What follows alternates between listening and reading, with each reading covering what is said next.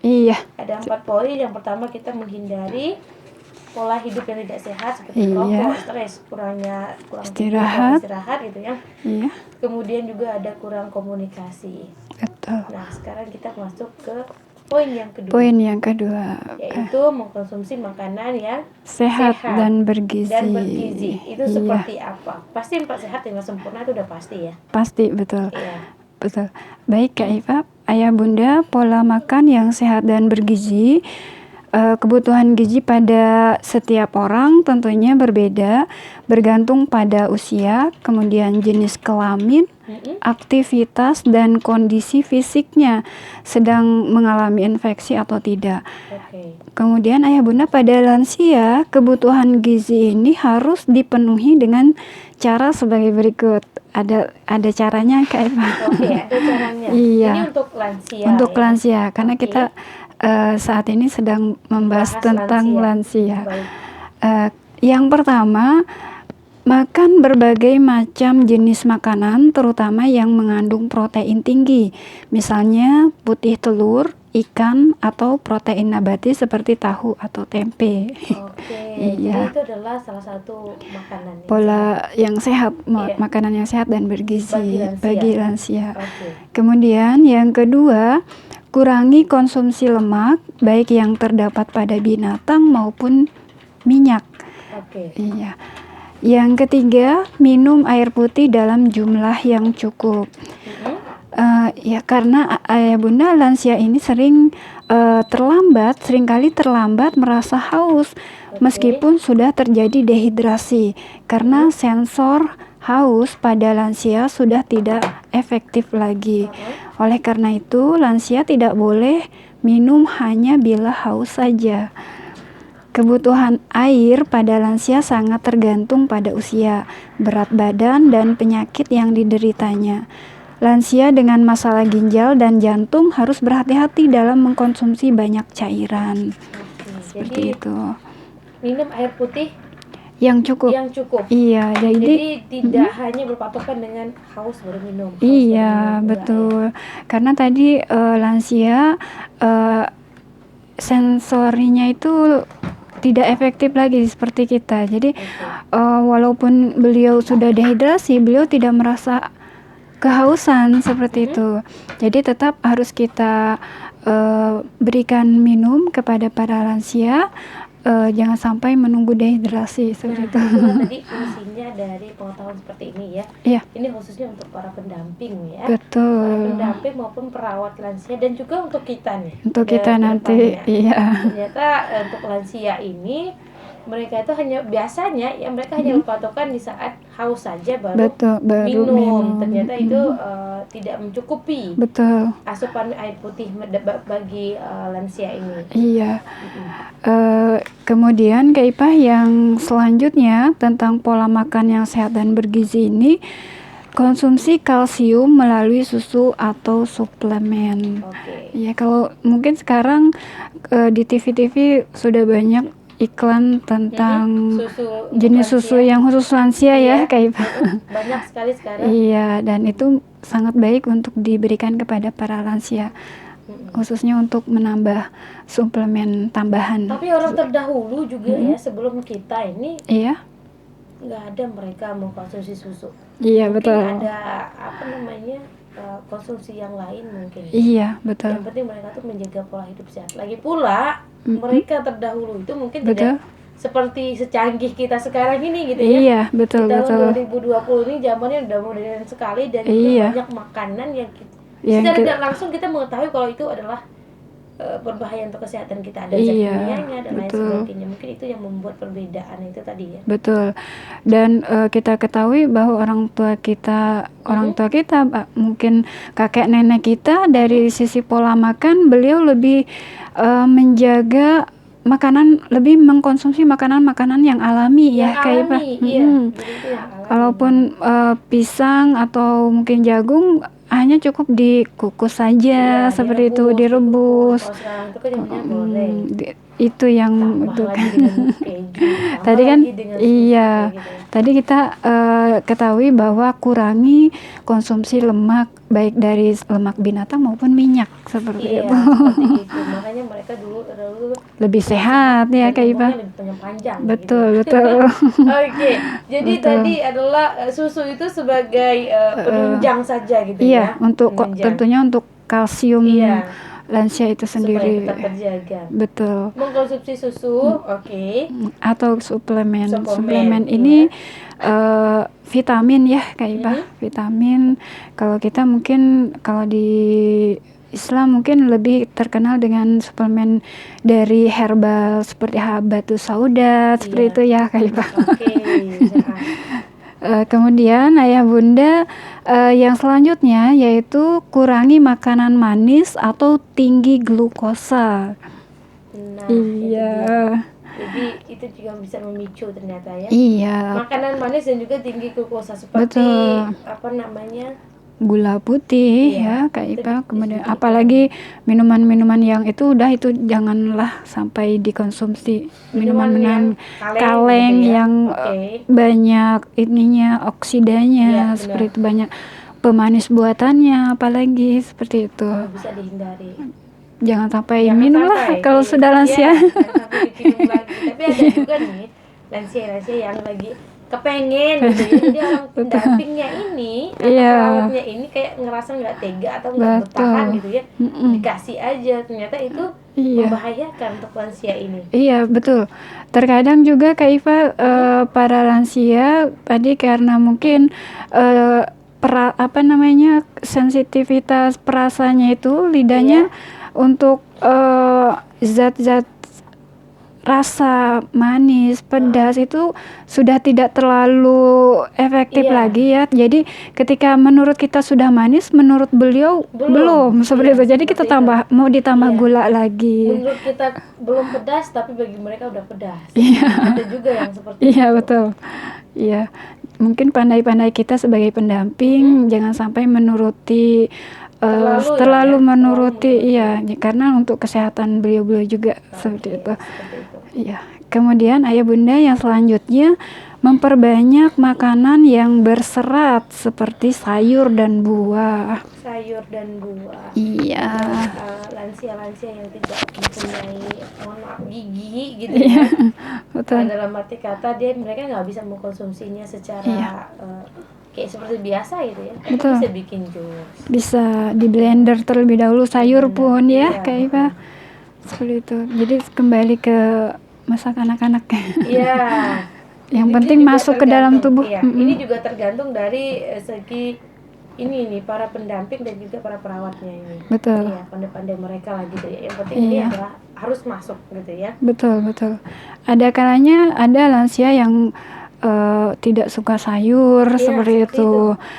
Kita akali ditambah dengan buah-buahan seperti itu. Jadi jangan sampai tidak suka sayur, buah-buahan pun tidak dikasih. Jadi tidak ada serat sama sekali seperti itu. Ya. Kemudian yang terakhir ayah bunda untuk pola makan yang sehat ini yaitu membuat masakan dengan bumbu yang tidak terlalu pedas atau asam sehingga tidak merangsang produksi asam lambung berlebihan. Nah, seperti itu. Jadi jangan terlalu pedas. Kurangi makanan-makanan yang pedas dan juga yang asam. Betul. Karena makanan yang pedas dan asam ini tentunya dapat merangsang produksi asam lambung yang berlebihan. Iya, karena kita pun sendiri yang masih muda ini kadang-kadang juga merasakan hal yang sama. Iya, betul. Apalagi mereka yang sudah lansia, yang organ-organ dalamnya itu yang sudah mulai menurun fungsinya. Betul, ketahanannya sudah mulai menurun ya kayak kita pun mungkin ketika misalnya mengkonsumsi bakso karena kan kurang pas kalau tidak pedas dan asam ya kayak Pak. Namun setelah itu efeknya ya kita sendiri yang menanggung. Sakit perut. Iya. Betul. Iya. Itu seperti itu. Jadi poin yang kedua untuk mengkonsumsi makanan yang sehat dan juga bergizi ya kan, banyak mengkonsumsi protein.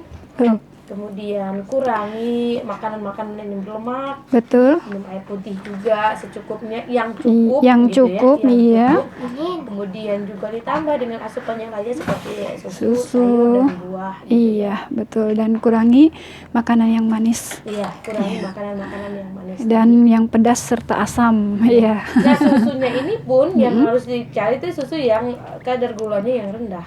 Iya, gitu tentunya betul. Baik. Betul. Itu poin yang kedua. Dan perilaku hidup betul. bersih dan juga sehat, ya. Iya.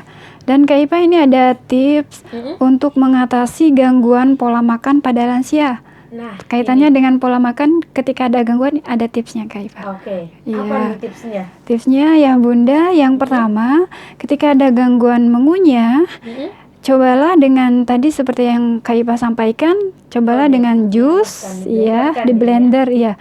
Kemudian buah, sayuran, daging lembut, telur atau sereal. Jadi buah, sayuran, daging, telur, kemudian sereal itu di jus semuanya Kak Ipa, di blender semuanya. Jadi lansia juga bisa tetap mengkonsumsi walaupun tidak bisa mengunyah gitu ya. Iya. Jadi asupannya tetap terjaga. Betul. Iya. Kemudian tips yang kedua, ayah bunda tidak kemudian ketika lansia tidak bisa berbelanja sendiri, bisa meminta pertolongan pada orang sekitar. Iya. Mungkin ini biasanya pada lansia yang mungkin keluarganya jauh atau mungkin anak-anaknya sudah mulai banyak yang merantau, tinggal berdua atau tinggal sendiri. Nah, ini bisa dengan cara meminta pertolongan tetangga seperti itu. Itu yang tips yang kedua. Yang kedua, jadi jangan sampai hanya memakan apa yang ada di sekitar saja seperti itu, tapi cobalah meminta bantuan kepada tetangga untuk membelanja. Dibelanjakanlah gitu ya, titip uang ini gitu ya. Iya, terkadang kalau mungkin banyak di masyarakat, mungkin keluarga kita sendiri ya Kak Ipa, ketika orang tua kita sudah lansia dan mungkin anak-anak merantau bekerja di tempat yang jauh, mungkin anak hanya bisa mengirimi uang tanpa bisa mendampingi. Si anak ini juga gak paham kalau ternyata orang tua nggak bisa gerak lagi, nggak bisa belanja lagi. Iya. Jadi perlunya tadi berarti bersangkut pautan tadi dengan menghindari pola hidup yang tidak sehat, salah satunya adalah komunikasi tadi. Betul, komunikasi dengan tetangga. Itu tadi ya. Betul. Komunikasi dengan tetangga kiri kanan. Jangan pula kita nggak bisa bergerak, tetangga kiri kanan juga dimusuhi. Iya. Bahaya. Betul. Baik. Kemudian tips yang ketiga, ayah bunda, gangguan nafsu makan. Ketika ada gangguan nafsu makan, Kak Ipa, makan bersama teman yang lain. Tanyakan dokter apakah ada efek samping obat yang dikonsumsi dan gunakan menu makan yang bervariasi. Iya, seperti itu. Betul. Ikan asin setiap hari tinggi lah. Betul. Okay. Ketika nafsu makannya berkurang nih, cepat di deteksi penyebabnya apa nih gitu, apakah karena menunya yang monoton ataukah ada gangguan penyakit apa atau karena konsumsi obat apa sehingga nafsu makannya berkurang. Iya, seperti itu. Betul. Harus cepat mungkin ya untuk dikomunikasikan. Mungkin juga ada yang biasanya lansia ini nggak nafsu makan karena makannya cuma sendiri. Dia mau ditemani dengan cucu, dengan apa segala macam. Betul. Atau ada juga yang nggak nafsu makan kalau makannya dia nyuap sendiri, mau minta disuapin. Kan ada ya betul. misalnya. Oke, itu tadi tipsnya ya. Iya, ada lagi masih 2 Kak Ipa. Kemudian tentang gangguan pola makan pada lansia ini juga akibat keterbatasan finansial nih Kak Ipa. Ini juga keterbatasan finansial ini juga dapat mengganggu pola makan pada lansia. Betul. Karena tentunya semua makanan itu perlu dibeli ya Kak Ipa. Karena tidak ada kesanggupan tadi. Iya. Itu gimana? Ini cara tips mengatasinya, cobalah menu makanan yang tidak mahal namun kaya gizinya. Misalnya dengan protein nabati seperti tahu, tempe, ikan, dan lain-lain. Karena ikan juga banyak ya Kak Ipa, banyak jenisnya, ada ikan yang mahal, ada ikan yang tidak terlalu mahal. Ada juga tuh yang nggak bisa makan tahu tempe. Gimana? Tahu tempe itu kan biasanya terbuat dari kedelai ya. Iya. Ada kalanya kalau misalnya kita penyakit asam urat kan. Betul. Nggak boleh makan kacang-kacangan katanya. Iya betul. Terus nggak boleh makan konsumsi tempe dong dengan dengan tahu gitu. atau diakali dengan telur ya? Dengan telur, ikan kan. Mungkin kalau untuk telur ikan masih dapat terjangkau ya Kak Ipa. Ikan-ikan yang tidak terlalu mahal mungkin. Enggak, 1 butir telur itu udah sama proteinnya dengan 1 ekor ayam. Betul. Iya kan? Lengkap lagi semuanya, masih ada di dalam telur itu. Iya betul. Kayak bulu ayam juga ada di situ. Betul. Masya Allah ya. Oke. Baik, kemudian yang tips yang kelima nih Kak Ipa, untuk kebutuhan khusus, hal-hal yang lain yang tidak kita ketahui, ini dapat kita konsultasikan dengan dokter. Mungkin kalau di cari jalan tengahnya. Betul. Kalau alhamdulillah di Kayong untuk puskesmas itu gratis ya Kak Ipa. Jadi lansia yang mungkin dari sisi finansial kurang bisa tetap berkonsultasi ke dokter. Betul. Ya, dapatkan vitamin ya. Iya. Supaya ya tetap terjaga lah gitu ya. Iya. Jadi itu tadi beberapa tipsnya ya. Tipsnya ketika menghadapi lansia yang mengalami gangguan pola makan. Gangguan pola makannya. Iya. Seperti dari nggak ada gigi sampai betul. Iya, sampai dia nggak nafsu makannya karena apa? Iya. Seperti itu, betul. Ya. Kemudian ayah bunda, serat yang terkandung pada sayur dan buah ini sangat baik untuk melancarkan saluran cerna sehingga lansia tidak mengalami kesulitan saat buang air besar. Selain itu, sayur dan buah juga mengandung berbagai macam vitamin yang penting untuk kesehatan kulit, kemudian jantung, mata, dan saluran cerna. Ini manfaat dari sayur dan buah. Jangan sampai, walaupun mungkin sebagian lansia ada yang tidak suka, tetap kita harus dikasih gitu ya. Iya. Bagaimana caranya ya akalin gitu. Iya betul. Dia memang harus dikasih karena untuk kesehatannya juga. Kesehatan beliau juga. Itu tadi perilaku hidup bersih dan juga sehat bagi lansia. Poin yang kedua Poin yang kedua, pertama menghindari pola makan yang nggak sehat. Pola makan yang nggak sehat. Betul. Ya. Kemudian juga mengkonsumsi makanan sehat dan bergizi. Iya. Dan juga ada ini poin yang ketiga ya. Olahraga yang rutin. Kita akan bahas nanti, kita akan bersiap sejenak ya. Dan mendengarkan satu buah lagu berikut ini. Siap.